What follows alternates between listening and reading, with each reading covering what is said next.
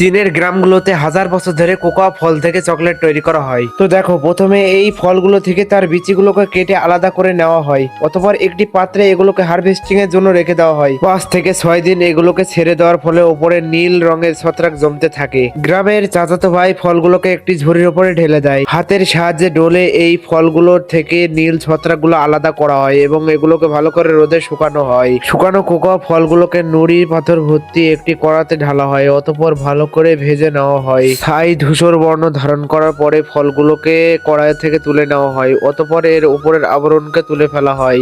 এবার কফির ন্যায় বর্ণধারী এই ফলগুলোকে একটি পাত্রে নেওয়া হয়। এগুলোকে থেতো করে মসৃণ মোলায়েম পাউডার তৈরি করা হয়। পিতলের কড়াইয়ে এই পাউডার চকলেটগুলো নেওয়া হয়। অতঃপর এর মধ্যে চিনি অ্যাড করা হয়। উত্তাপ করা এবং গরম পানি এগুলোকে মসৃণ তরল করে দেয়। চকলেট তৈরি করা ছাঁচে প্রচুর ড্রাই ফ্রুট দেওয়া হয়। অতঃপর এই তরল চকলেটগুলো ছাঁচের উপর ঢেলে দেওয়া হয়। বিভিন্ন ধাঁচের এই ছাঁচগুলোতে চকলেটগুলো ভরে নেওয়ার পরে এগুলো 24 ঘন্টার জন্য ফ্রিজে রেখে দেওয়া হয়। একটি বিষয় খেয়াল রাখতে হবে, যেন ফ্রিজের তাপমাত্রা -2 ডিগ্রির নিচে থাকে। উক্ত তাপমাত্রায় মেনটেন করার ফলে চকলেটগুলো খুবই সুস্বাদু এবং মোলায়েম হয়। পরের দিন ছাঁচ থেকে আলাদা করে নিয়ে আমরা দুই বন্ধু বসে পড়ি এই চকলেটগুলো উপভোগ করার জন্য।